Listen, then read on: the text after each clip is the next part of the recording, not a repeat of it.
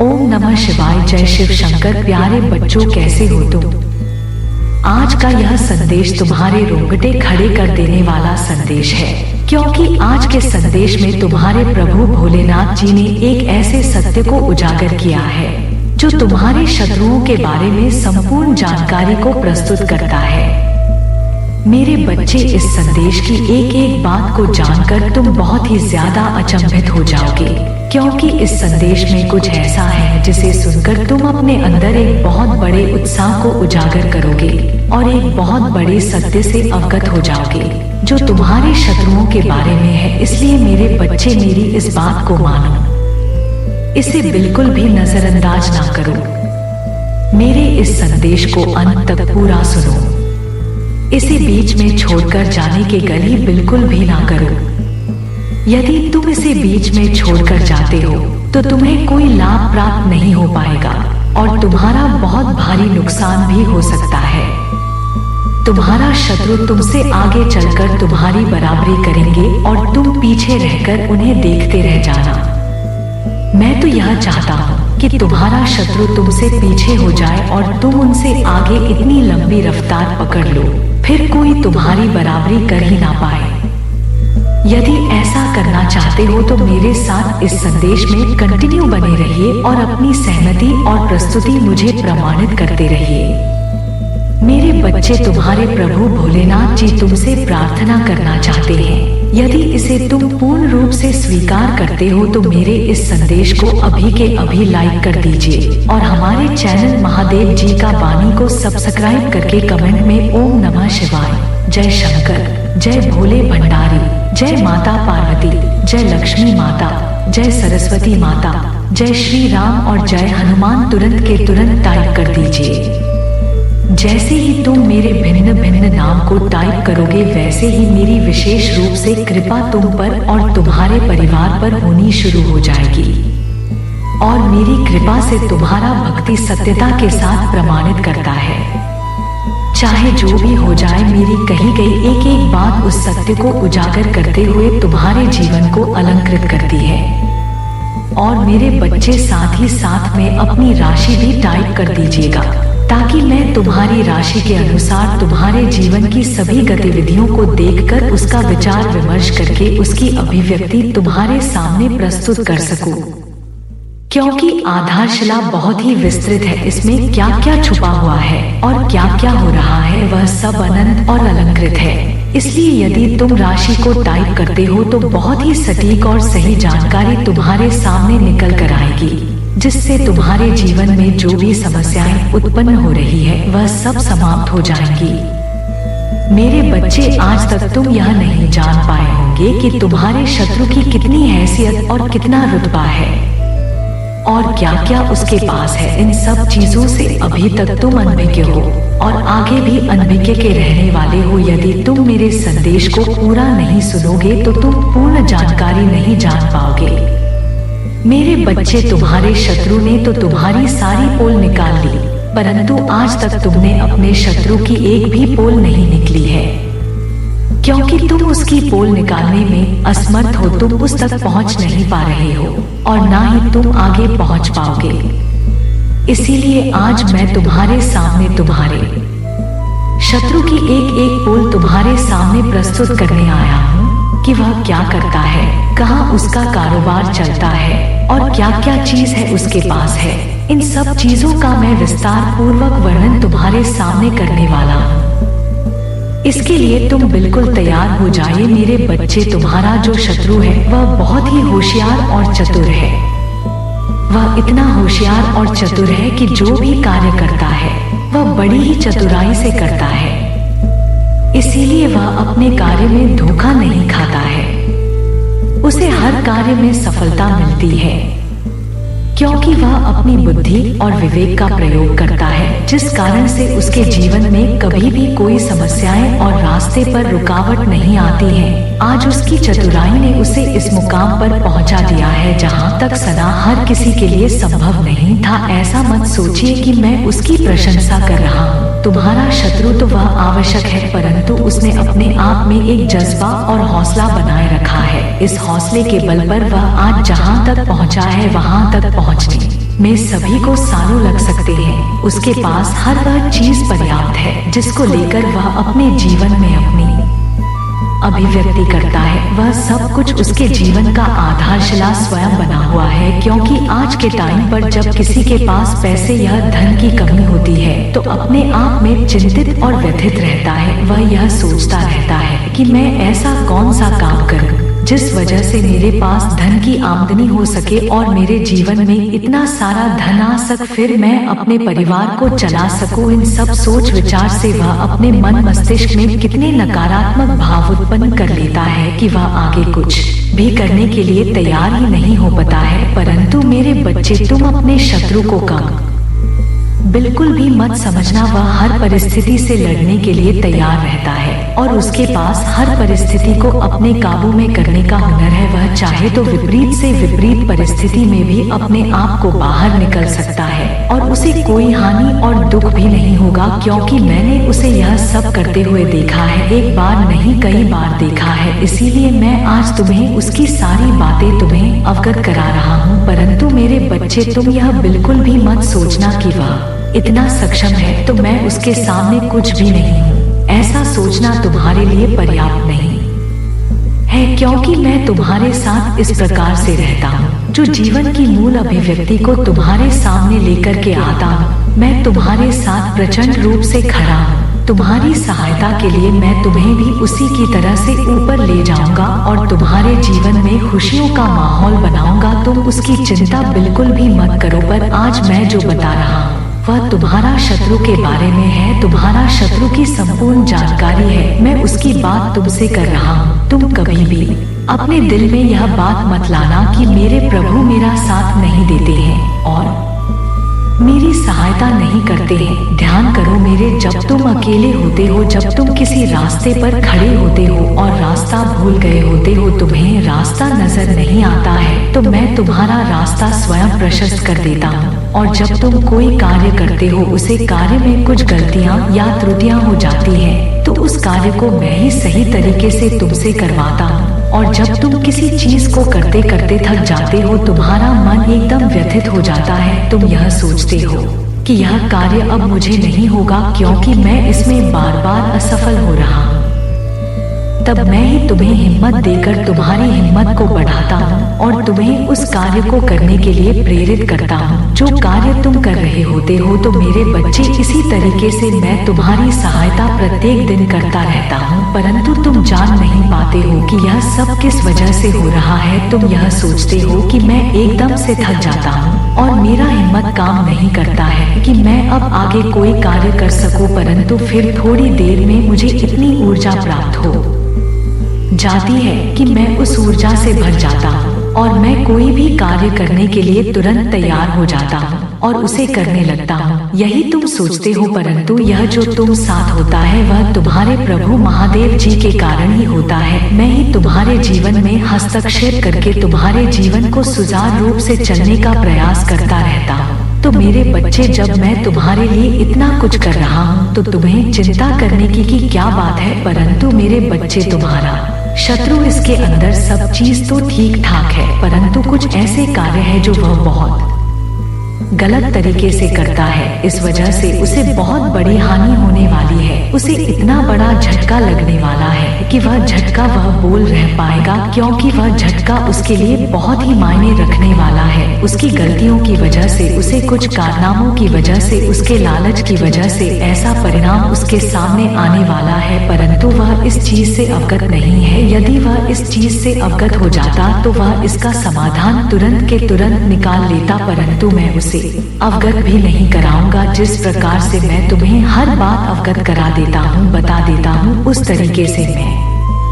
उसे नहीं बताऊंगा, क्योंकि उसका जो किया कराया काम है वह सब व्यर्थ होने वाला है। तुम्हारा शत्रु होने के कारण मैं तुम्हारे पक्ष में हूँ, इसलिए मैं उसे संकेत भी नहीं दूंगा। जब उसका कार्य बिगड़ जाएगा और उसे बहुत बड़ी हानि हो जाएगी, तब वह खुद विचार करेगा, यह मेरे साथ कैसे हो गया है। मेरे बच्चे, उसकी सालों की कमाई अब क्षण भर में जाने वाली है, क्योंकि उसने एक ऐसी भूल कर दी है अपने कार्य में जो उसे नहीं करनी चाहिए थी। उसकी भूल की वजह से आज उसे इतना नुकसान देखने को मिलेगा, जिस कारण से वह बहुत दुखी होकर कुछ दिन तक तो डिप्रेशन में चला जाएगा। और फिर कुछ दिन बाद जब वह कुछ हौसला लेकर अपने अंदर फिर से कुछ करने के बारे में सोचेगा, तब तक की समय हो गया होगा उस कार्य को करने के लिए जो वह कर रहा था। उस कार्य को कोई और कर रहा होगा, फिर वह कहीं का नहीं बचेगा। उसका जीवन बहुत ही दर्दनाक हो जाएगा, क्योंकि उसके जीवन की जो मूल विचारधारा है, जो मूल कर्तव्य है, वह सबसे ज्यादा अपने मित्र को वह मानता है। उसके मित्र ने ही उसके साथ धोखा किया है। वह चाहता है कि मैं इसका अकेले मालिक बनूं, इस काम को सिर्फ मैं ही करूं और यह मेरा मित्र इससे किसी तरीके से दूर हो जाए या सारी चीज मेरी हो जाए, जिस पर हम दोनों कार्य करते हैं। क्योंकि हम दोनों जब कार्य करते हैं तो इसमें जो लाभ होता है तो वह हमें आधा आधा बताता हूँ, परंतु जब यह मेरा पूर्ण रूप से हो जाएगा तो मेरा पूरा हो जाएगा और मैं इस दुनिया का सबसे बड़ा अमीर आदमी बन जाऊंगा। यह सब चीज सोचकर उसने तुम्हारे शत्रु के साथ इतना बड़ा छल कर दिया कि उसे अभी तक इसके बारे में जानकारी ही नहीं है, परंतु यह अनहोनी होकर रहेगी, क्योंकि उसने जो यह षड्यंत्र बनाया है वह षड्यंत्र पूर्व से सक्सेस होकर रहेगा, क्योंकि वह उसके साथ रहता है। उसकी समस्त गतिविधियों को वह जानता है कि कहां पर कैसे क्या होता है और यह कहां पर क्या करता है। इन सब चीजों को वह जानते हुए उसके खिलाफ जो साजिश रची गई है वह बहुत ही प्रचंड और सफल होने वाली साजिश है, जिस कारण से तुम्हारा शत्रु बहुत ही टूट जाएगा। वह मजबूर हो जाएगा, वह अपने जीवन में कुछ भी करवाने के लिए तैयार नहीं हो पाएगा, क्योंकि उसके जीवन में जो आशाएं थी, जो इच्छाएं थी, वह अभी पूर्ण नहीं हुई थी। उसमें कुछ समय आवश्यक था। उन अपनी इच्छाओं को पूर्ण करने के लिए वह निरंतर लगातार मेहनत कर रहा था। इतनी कठोर मेहनत कर रहा था कि वह आगे चलकर आने वाले समय में बहुत कुछ अपने लिए पर्याप्त कर लेता। उसके कार्य की शैली मैंने देखी है, वह कार्य करने में इतना प्रखर और प्रचंड है कि कोई भी कार्य क्षण भर में ही करा है। उसके अंदर इतना साहस और हुनर है कि वह हर असंभव को भी संभव कर देता है, परंतु उसके मित्र ने उसके साथ इतना बड़ा धोखा किया है कि अब वह कहीं का नहीं बचेगा। उसका जीवन तबाह होने जा रहा है। वह सिसक सिसक कर इस प्रकार से रोएगा कि उसकी गूंज तुम तक सुनाई देगी। मेरे बच्चे, या तुम्हारे लिए बहुत खुशी की बात हो सकती है, क्योंकि उसने तुम्हारे साथ भी कोई कसर नहीं छोड़ी है। तुम्हें इस प्रकार से मजबूर और परेशान किया है जिस प्रकार से उसे नहीं करना चाहिए। इसीलिए आज उसके मित्र ने ही उसके साथ इतना बड़ा धोखा दिया है। यह सब उसकी करनी का फल है। उसने जो तुम्हारे कार्य में रुकावटें उत्पन्न की थी, तुम्हें हर तरीके से पीड़ित और प्रताड़ित कर रहा था। वह यह नहीं जानता था कि मैं जो कर रहा हूँ कल मुझे इससे भी ज्यादा भारी भुगतना पड़ सकता है, क्योंकि इस संसार में जो जिसके साथ जैसा करता है उसके साथ वैसा ही होता है। यह तो विधि का विधान है, यही सृष्टि का नियम है। तो मेरे बच्चे, आज उसके कर्म का दंड इस प्रकार से भारी पड़ने वाला है कि उसे बचाने वाला कोई नहीं है। तुम उसकी सारी बातें जानते हुए भी उसे नहीं बताओगे, क्योंकि उसने तुम्हें बहुत परेशान किया है, तुम्हारा जीना दुश्वार किया है। तुम्हारी एक एक विचारधारा को, एक एक अभिव्यक्ति को उसने चोटिल किया है। मैं यह जानता था कि तुम उन चिताओं से घिरे हुए हो जो तुम्हारा शत्रु ने तुम्हारे भीतर उत्पन्न की है। तुम उसी की बात को लेकर चिंतित रहते थे कि वह मेरे पीछे लगा हुआ है, किसी भी समय मेरा कुछ भी कर सकता है। परंतु आज मैं तुम्हें बता दूं, वह तुम्हारे बारे में अब कुछ नहीं कर पाएगा, क्योंकि उसका शत्रु उसकी टांग पकड़कर इस प्रकार से खींच रहा है कि वह गिरकर कभी संभाल नहीं पाएगा। तो वह तुम्हारा नुकसान क्या करेगा, बस कुछ ही समय शेष है। तब तक के लिए तुम अपने अंदर धैर्य को बनाकर रखो और अपने भीतर उसे डर को बाहर निकालो, जो डर तुम्हारे अंदर उसने बनाया था। तो है डरने की आवश्यकता बिल्कुल भी नहीं है, क्योंकि यदि तुम डरते हो तो तुम कोई भी निर्णय सही तरीके से नहीं ले पाओगे, क्योंकि तुम्हारे भीतर जो डर बना हुआ है वह तुम्हारी बुद्धि और विवेक को छोड़ कर रहा है। तुम्हारे भीतर इतने नकारात्मक भाव प्रकट कर रहा है कि तुम्हारी सभी सोचा विपरीत हो रही है। तुम सोचते क्या हो, होता क्या है, करते क्या हो, तुमसे हो क्या जाता है। इन्हीं सब चीजों को लेकर के तुम व्यथित रहते हो, परंतु अपनी व्यथा को तुम अब दूर कर दो, क्योंकि अब समय आ गया है, अब तुम्हारा शत्रु खून के आंसू रोने वाला है।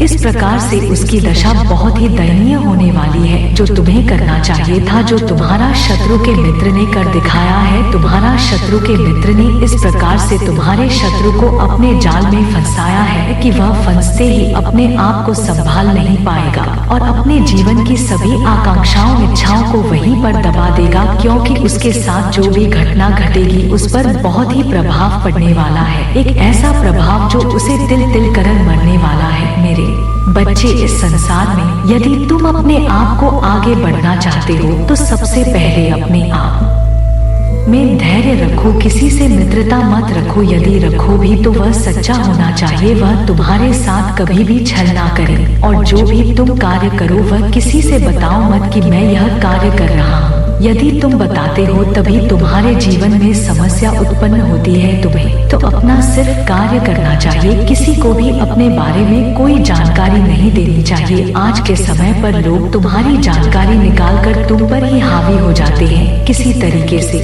वह तुम्हें बहला फुसला कर तुमसे सारी बातें उगलवाने और जब तुम सारी बातें बता दोगे तो वह तुम पर अपनी को दृष्टि डाल देगा। इसीलिए मैं कहता हूँ कि सोच समझकर किसी भी व्यक्ति का साथ लो। आज देख लो तुम्हारे शत्रु के मित्र की चतुराई। उसने तुम्हारे मित्र के साथ मिलकर एक बहुत बड़ा बिजनेस किया। उस बिजनेस में बहुत फायदा हो रहा था, दोनों को इतना फायदा हो रहा था कि दोनों अच्छा पैसा कमा रहे थे, परंतु उसकी गंदी नजर के कारण उसके मन में लालच आ गया और वह सारा धन अकेला रखना चाहता है। वह पूरा बिजनेस, पूरा कारोबार अकेला संभालना चाहता है। इसीलिए उसने अपने मित्र से बिना बताए उसके खिलाफ योजना बना दी है कि यह योजना में फंस जाए और इस प्रकार से फंस जाए कि यह मुझसे दूर चला जाए, इस मेरे बिजनेस से इतनी दूर चला जाए कि यहाँ पर आ ही ना पाए। मैं अकेला ही यह बिजनेस संभालूं और अकेले ही कमाई करूं। इन सब बातों को लेकर के वह बहुत कुछ कर रहा है। इसीलिए मैं कहता हूँ यदि तुम किसी का साथ करते हो तो उसे पूरी तरीके से जांच पड़ताल कर लो, नहीं तो अगर आगे चल कर के जब तुम सफल हो जाओगे किसी कार्य में तो वह तुम्हारे साथ ऐसा ही करने वाला है। आज जो तुम्हारा शत्रु के साथ हो रहा है वह बहुत ही गलत है, क्योंकि उसे दोनों ने मिलकर बहुत ही मेहनत से बनाया था, परंतु आज एक व्यक्ति अपनाना चाहता है उसे पूर्ण रूप से। तो यह कहाँ का न्याय है। इसीलिए तो मैं कह दे रहा हूँ कि तुम्हारे जीवन में कोई ऐसा मोड़ ना आए जहां पर तुम्हें इन सब चीजों को देखना पड़े, क्योंकि आज के समय पर हर इंसान, हर व्यक्ति अपना ही भला चाहता है। चाहे जिस भी क्षेत्र में हो, जो भी कार्य करेगा वह सोचेगा इसमें मुझे पूर्ण रूप से मिलना चाहिए, तब जाकर मेरा काम हो पाएगा। मेरे प्रिय बच्चे, यदि तुम्हें अपने प्रभु भोलेनाथ जी पर पूर्ण विश्वास है, उनकी शक्तियों पर भरोसा है, तो कमेंट बॉक्स में टाइप कर दीजिए, टाइप करिए कि आज मेरे प्रभु भोलेनाथ जी, महादेव जी जो भी मेरे सत्य को प्रमाणित किया है वह 101% सत्य है। उसमें कोई सोचने वाली बात नहीं है, क्योंकि मैंने जो अपने जीवन में इतने दिनों से विस्तार पूर्वक देखा है, आज वही मेरे प्रभु मेरे सामने प्रस्तुत कर रहे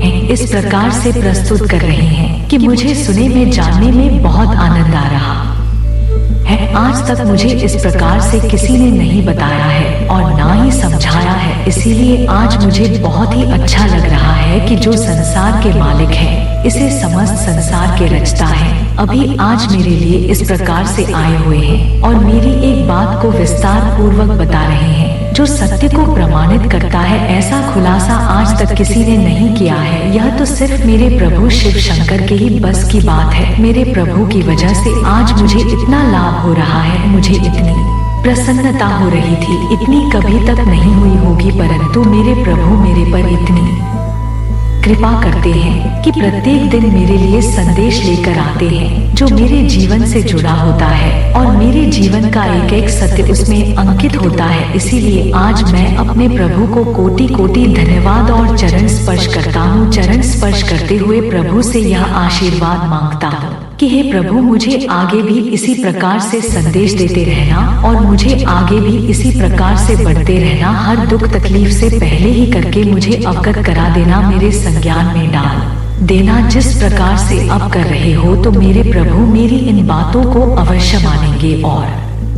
मुझे अपना आशीर्वाद बहुत विशेष रूप से प्राप्त करवाएंगे। मेरे बच्चे चाहे जो भी हो, रास्ते अलग हो सकते हैं, परंतु तुम दोनों की मंजिल अलग नहीं हो सकती है, क्योंकि तुम दोनों ना एक साथ ही एक ही जैसा कार्य किया है, इसीलिए तुम दोनों को उसी में रुचि है। इस प्रकार से रुचि है कि तुम्हें वही कार्य अच्छा लगता है, इसलिए तुम दोनों साथ में ही रहने वाले हो। मेरे साथ में नहीं रहोगे तो मंजिलें तुम दोनों की एक ही होगी। तो मेरी बात को मानते हुए इस संदेश में आगे बढ़ते रहिए। अभी इस संदेश में और चीज कुछ बाकी है जो तुम्हारा शत्रु के बारे में है। मेरे बच्चे, आज तुम्हारे शत्रुओं की गलतियों की वजह से इतना भारी नुकसान उसे देखने को मिलेगा। वह तुम्हारे से सीखकर अपने जीवन में तुम्हारे जैसा बन सकता था, परंतु उसने ऐसा नहीं किया। उसके अंदर इतनी उड़नता भरी हुई है कि वह समझ नहीं पा रहा है कि उसे क्या करना चाहिए। वह अपने अहंकार में इस प्रकार तो प्रोत है कि उसे दुनिया की सारी अच्छाई दिखाई नहीं दे रही है। उसे दिखाई दे रहा है तो सिर्फ दिखाई दे रही है, तो सारी बुराइयां हैं नजर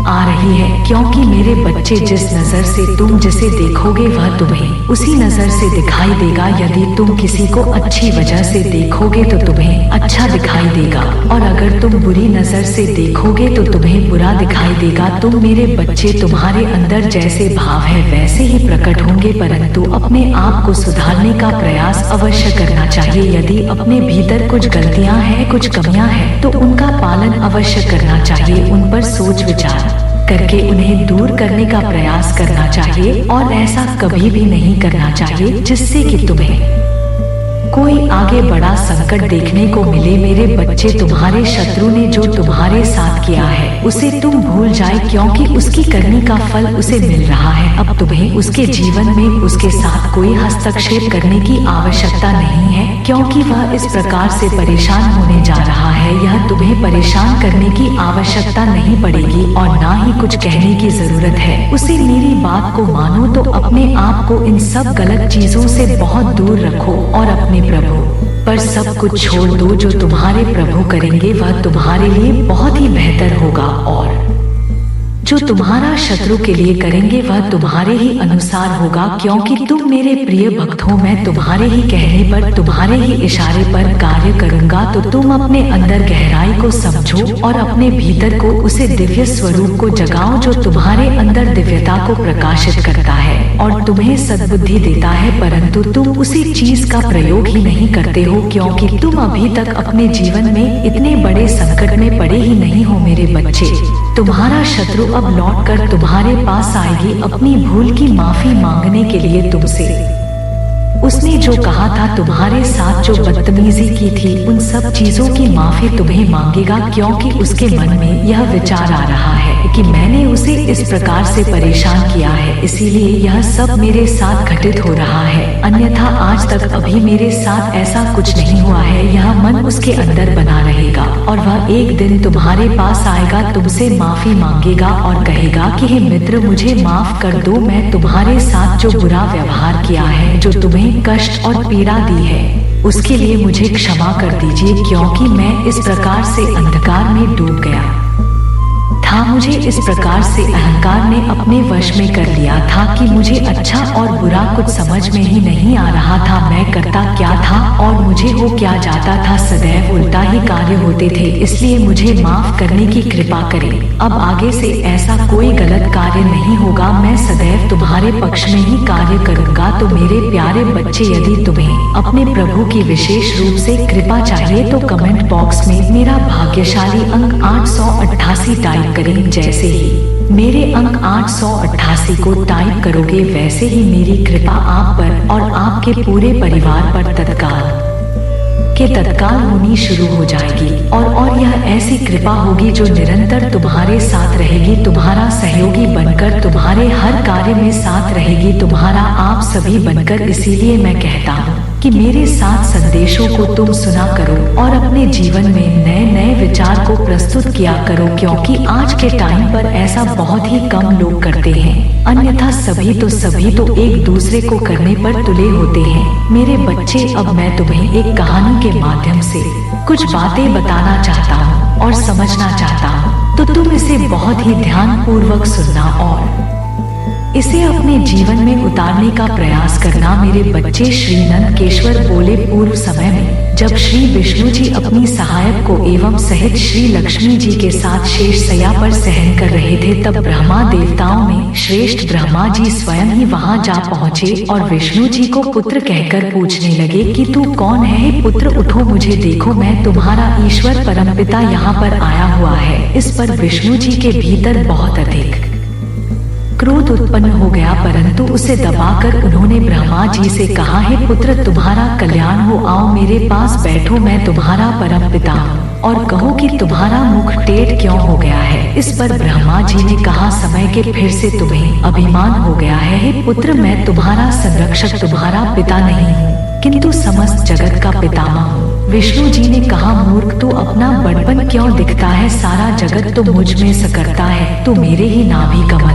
से निकला हुआ है और मुझसे ही ऐसी बातें कर रहा है। नंदकेश्वर कहते हैं कि जब इस प्रकार रजोगुण से मुक्त उन दोनों महानुभावों में विवाद होने लगा, तब वे दोनों अपने को प्रभु कहते कहते एक दूसरे का वध करने पर उतर आए और युद्ध छिड़ गया। हंस और गरुड़ पर बैठे दोनों अमर ईश्वर परस्पर युद्ध करने लगे, उनके वहां भी लड़ने लगे। देवता आकाश से देखने और दोनों देवताओं पर पुष्प प्रस्तुति करने लगे। इसी समय ब्रह्मा जी के वक्षस्थल में श्री विष्णु जी ने अनेकों शास्त्रों का प्रहार कर उन्हें व्याकुल कर दिया। इससे कुपित हो ब्रह्मा जी ने भी उनके वक्षस्थल पर कई भयानक प्रहार किए। अग्रावत अस्त्रों के आश्चर्यजनक प्रहार होते हुए देवता एक दूसरे के प्रति काना खुशी करने लगे। युद्ध से पीड़ित होकर विष्णु जी अपने लगे, परंतु उसी क्षण शांत होकर उन्होंने ब्रह्मा जी पर महेश्वर अस्त्र चला दिया। इससे ब्रह्मा जी को बड़ी चोट लगी और उन्होंने पाशुपत अस्त्र चलाकर विष्णु जी के उच्च स्थल पर आघात कर दिया। पारस्परिक आघात से देवता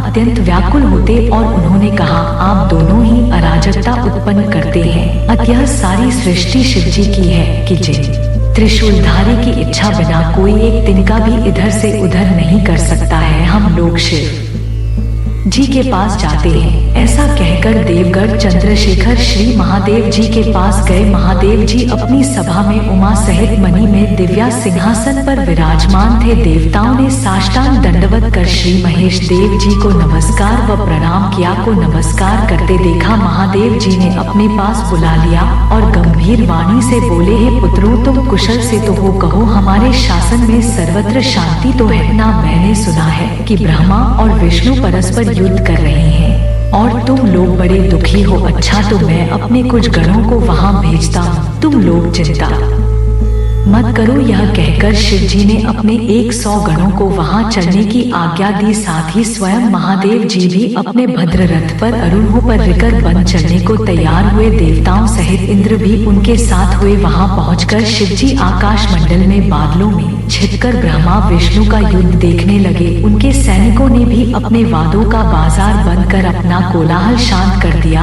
और शिव जी का ही अनुगमन किया। देखा तो ब्रह्मा और अछूत भगवान श्री विष्णु परस्पर युद्ध कर रहे हैं, जबकि इन्हें एक दूसरे के प्रयुक्त होते ही त्रिलोक के भस्म हो जाता है। तब प्रलय के इस रूप को देख मिसल शिव जी से ना रहा गया और वह इनका युद्ध शांत करने के लिए मां आगरा के तुल्य एक स्तंभ के रूप में हो गए और दोनों के बीच में जा खड़े हुए। फिर तो उसे मंगर के प्रकट होने से वे शांत हो गए। अस्त्रों के शांत होने पर उसे अद्भुत दृश्य को देखकर ब्रह्मा और विष्णु परस्पर कहने लगे कि यह इंद्रजीत एग्री स्वरूप स्तंभ क्या है, हमें इसका पता लगाना चाहिए। ऐसा निश्चय कर दोनों वीर उसकी परीक्षा के लिए बहुत ही सीख वहां से चले। भगवान विष्णु ने शुक्र का रूप धारण किया और वह उसके मूल को देखने के लिए नीचे चले गए।